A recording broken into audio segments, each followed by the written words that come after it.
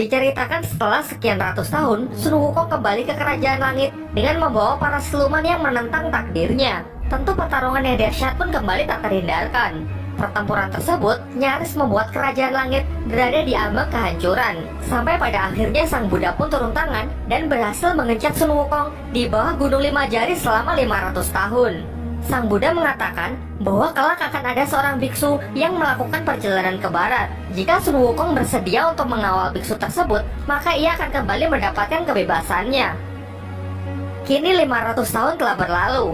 Sesuai titah dari Sang Buddha, Dewi Kuan Im menunjuk seorang biksu dari negeri Tang untuk melakukan perjalanan ke barat demi mengambil kitab suci. Biksu ini adalah reinkarnasi dari murid Buddha itu sendiri yang bernama Tong Sancong. Berangkat dari kota Chang'an, Tong Sancong memulai perjalanannya bersama 2 orang pengawal.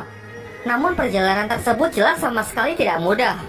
Mereka dikejar-kejar oleh seekor harimau yang membuat kedua pengawalnya lari ketakutan. Tetapi Biksu Tong tetap bertahan dan mencoba bernegosiasi agar kudanya tidak dimakan. Jelas hal itu sia-sia karena kini justru harimau tersebut hendak memangsanya. Beruntung ia dapat meloloskan diri dengan masuk ke dalam sebuah kaki gunung. Ternyata ini adalah Gunung Lima Jari, yaitu tempat di mana Sun Wukong menjalani hukumannya. Kemudian Wukong membujuk Biksu Tong agar bersedia menarik kain di depannya. Dengan begitu ia akan terbebas dan bisa membantu untuk mengalahkan si harimau. Karena merasa sudah tidak punya pilihan lain, akhirnya Biksu Tong pun menarik kain tersebut yang membuat Gunung Lima Jari hancur seketika. Kini Sun Wukong berhasil terbebas dan sesuai janjinya, ia pun menghajar harimau tersebut tanpa ampun. Wukong mengetahui kalau biksu ini adalah biksu yang dimaksud oleh Sang Buddha yang harus ia temani dalam perjalanan ke barat. Awalnya Biksu Tong menolak. Ia mengatakan kalau mungkin Sun Wukong salah orang. Namun Sun Wukong tetap merasa sangat yakin bahwa ia adalah Biksu Tong yang harus ia temani dalam perjalanan ke barat. Dengan tegas sang biksu mengatakan bahwa ia tidak butuh Wukong untuk mengawalnya. Mendengar hal itu tentu Sun Wukong pun merasa sangat senang. Kini ia merasa kalau dirinya sudah tidak punya tanggung jawab karena dengan tegas Biksu Tong menolaknya. Namun setelah ia pergi, sebuah simpai emas keluar dari kotak Biksu Tong yang kemudian langsung mengejarnya. Diketahui bahwa simpai tersebut adalah pemberian dari Dewi Kuan Im. Secara otomatis, benda tersebut langsung melekat di kepalanya dan sama sekali tidak bisa ia lepas. Ketika Biksu Tong hendak membantunya, ia menyadari kalau di simpai tersebut terdapat sebuah mantra. Dan saat ia mencoba membaca mantra tersebut, ternyata hal itu membuat Wukong mengalami sakit yang sangat luar biasa. Merasa dipermainkan, tentu hal ini membuat Sun Wukong menjadi sangat marah. Beruntung Dewi Kuan Im kemudian datang menemui mereka. Lalu beliau menjelaskan bahwa mulai hari ini Biksu Tong akan menjadi gurunya. Temanilah ia dalam perjalanan ke barat demi mengambil kitab suci untuk menyelamatkan umat manusia. Dan baru setelah itu, ia akan kembali mendapatkan kebebasannya. Namun Sun Wukong sangat sombong dan keras kepala. Dengan kekuatannya ia pun melesat terbang untuk mengambil kitab suci itu sendirian. Sayangnya usahanya sia-sia, karena seberapa jauh pun ia terbang, ia tetap kembali ke titik semula. Kemudian Biksu Tong menjelaskan bahwa untuk mengambil kitab suci harus berjalan setapak demi setapak. Dalam perjalanan, kita diharuskan untuk melewati berbagai macam rintangan. Dengan begitu ia akan sampai di kuil lain dan akan mendapatkan kitab suci yang dimaksud. Di tengah penjelasannya, seekor siluman naga raksasa muncul menyerang mereka. Dengan sigap Sun Wukong langsung menyelamatkan Biksu Tong, namun sayangnya kuda milik Biksu Tong berhasil dimakan oleh sang naga. Jelas siluman naga tersebut bukanlah tandingan bagi sang Kerasakti. Dengan sekali hempasan, Sun Wukong pun berhasil mengalahkannya. Kemudian dengan ilmu sihirnya, Sun Wukong mengubah naga tersebut menjadi seekor kuda. Kemudian Wukong mengatakan kepada Biksu Tong bahwa nanti di sepanjang perjalanan jelas ia tidak akan mau menggendongnya. Hal ini berarti tentu Sun Wukong setuju untuk memulai perjalanan. Perjalanan pun dimulai, dan singkat cerita, tibalah mereka di sebuah tempat yang nampaknya seperti reruntuhan kuno. Di tempat tersebut mereka bertemu dengan seorang pria yang tengah mengejar sekelompok wanita. Kemudian dengan mata apinya, Sun Wukong dapat melihat dengan jelas bahwa pria ini adalah jelmaan dari siluman babi. Tanpa pikir panjang, Sun Wukong pun langsung memukul siluman tersebut hingga ia menunjukkan wujud aslinya. Ia bernama Baji, yang akan lebih dikenal dengan nama Cupatkai.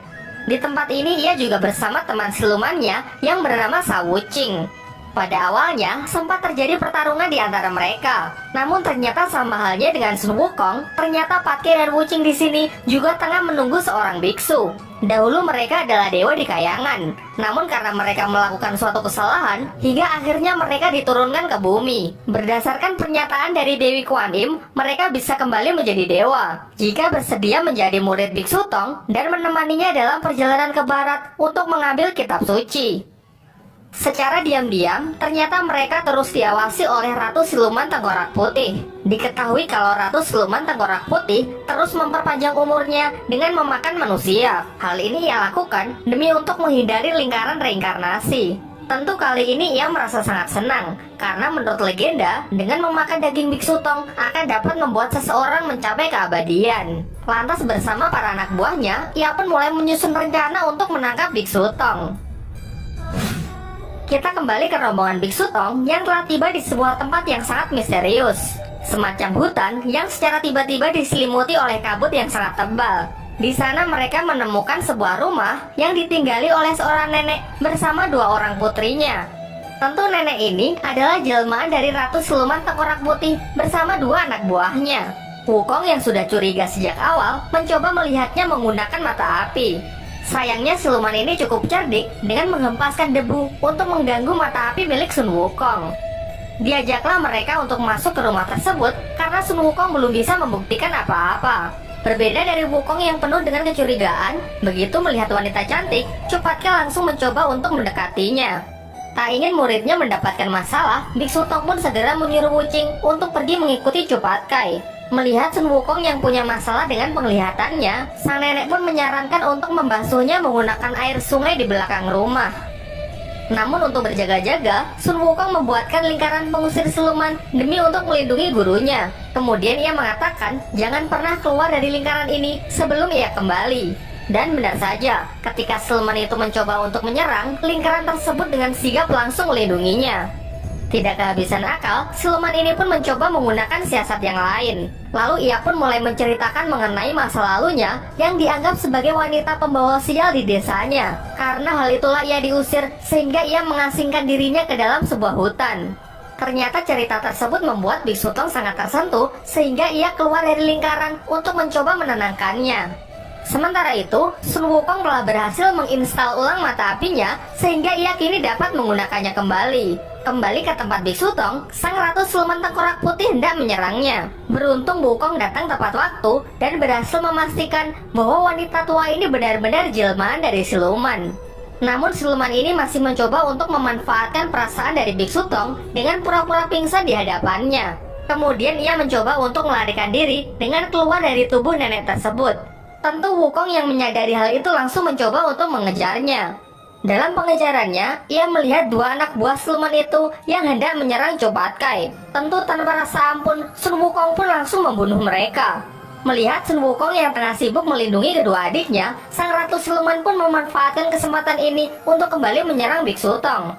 Namun lagi-lagi Wukong datang tepat waktu dan langsung menghajar siluman itu.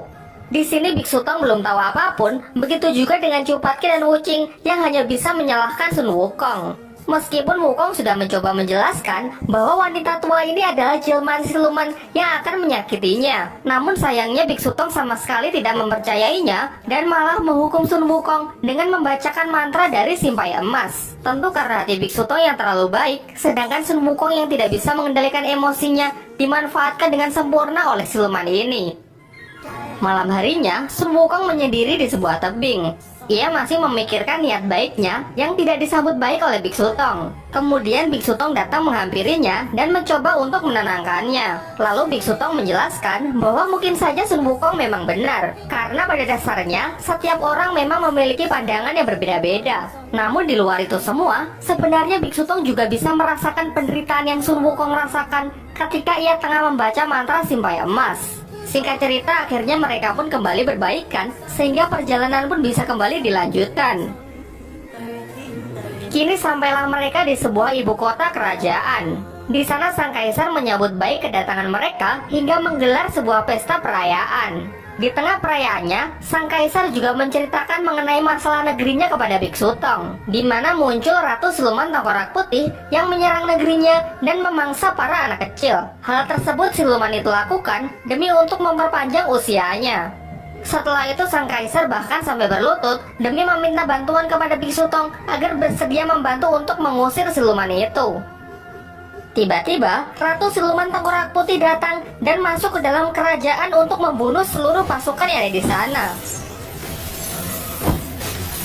Namun ternyata, tujuan ia datang kemari hanyalah ingin berbicara empat mata dengan Sun Wukong. Sun Wukong bersedia dan masuklah mereka berdua ke sebuah kastil. Kemudian sang Ratu Siluman Tengkorak Putih pun mulai mempengaruhi Sun Wukong. Ia tahu kalau simpai emas yang dipakai di kepala Sun Wukong pasti membuatnya sangat menderita. Lantas apa bedanya ia dengan topeng monyet yang dipaksa untuk menghibur orang-orang? Kemudian Ratu Siluman mengatakan kepada Sun Wukong bahwa ia bisa membantunya untuk mendapatkan kebebasannya kembali. Namun sebagai gantinya, Wukong harus menyuruh gurunya untuk datang menemuinya sendirian. Tujuannya sudah jelas, yaitu Ratu Siluman ingin memakan daging Biksu Tong agar dia bisa mendapatkan keabadiannya. Setelah Ratu Siluman Tengkorak Putih pergi, nampaknya Sun Wukong mulai mempertimbangkan ucapannya. Ketika Biksu Tong sendirian pergi menemui Ratu Siluman Tengkorak Putih, ternyata Sun Wukong malah mempermainkannya. Ternyata kesetiaannya jauh lebih besar daripada kebenciannya. Sampai pada akhirnya terjadilah pertarungan antara mereka. Ratu Siluman Tengkorak Putih juga memanggil anak buahnya untuk membantunya bertarung melawan Sun Wukong. Untunglah Cupatke dan Wuching berhasil mengatasinya. Di tengah keributan mereka, situasi ini dimanfaatkan oleh pengawal kaisar untuk menculik Biksu Tong. Dari sini diketahui bahwa dalang dibalik penculikan anak-anak ternyata adalah ulah kaisar itu sendiri. Ia meminum darah mereka demi untuk menyembuhkan penyakit kutukannya. Kini setelah mengetahui fakta bahwa daging Biksu Tong memiliki khasiat yang sangat luar biasa, ia pun berambisi untuk memakannya agar penyakitnya bisa sembuh sepenuhnya. Untunglah Sun Wukong datang tepat waktu sehingga gurunya dapat diselamatkan. Namun sebelum sempat membunuh kaisar itu, Biksu Tong mencegahnya. Sun Wukong pun menurut sehingga di sana ia hanya membebaskan para anak-anak. Setelah peristiwa itu, rombongan Biksu Tong pun memutuskan untuk segera pergi meninggalkan kerajaan itu. Di sepanjang perjalanan, banyak sekali para orang tua yang berterima kasih atas kepulangan anak-anaknya. Di antara banyaknya kerumunan, ada seorang anak yang berniat mempersembahkan hadiah kepada Biksu Tong. Lagi-lagi hanya Sun Wukonglah yang menyadari bahwa anak tersebut adalah jelmaan dari siluman. Sandiwara para siluman ini masih dilanjutkan dengan kedatangan Ratu Siluman Tengkorak Putih yang menyamar menjadi ibu anak tersebut.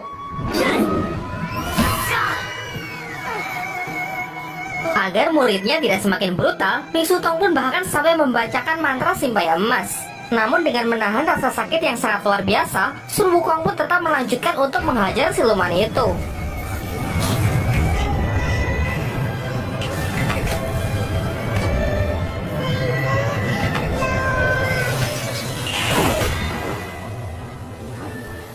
Kini emosi Biksu Tong pun juga sudah benar-benar memuncak. Ia menyatakan bahwa ia sudah tidak sanggup untuk menjadi guru Sun Wukong, sehingga ia kini mengusirnya.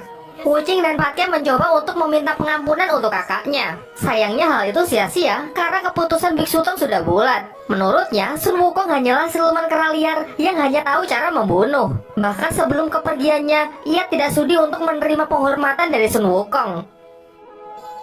Dan benar saja, sesaat setelah kepergiannya, Ratu Siluman Tengkorak Putih langsung memanfaatkan kesempatan ini untuk segera menangkap Biksu Tong. Setelah gurunya diculik, terjadilah perdebatan antara Cupatke dan Wuching.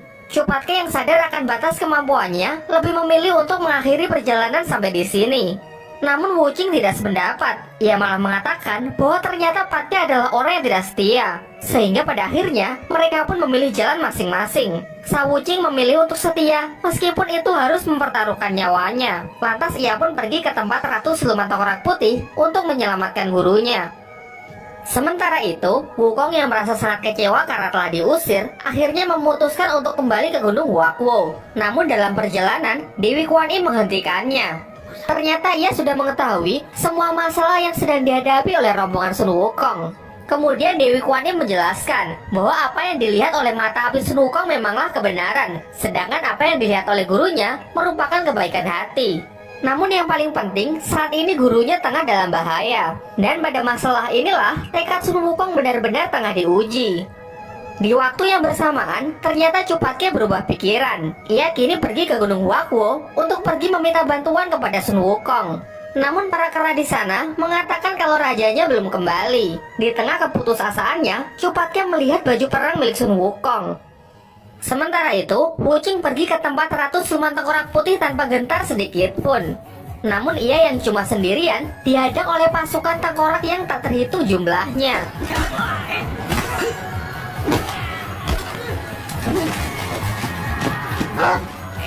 Di tengah perjuangannya, ternyata Cupatke datang membantu dengan menggunakan pakaian perang milik Sun Wukong.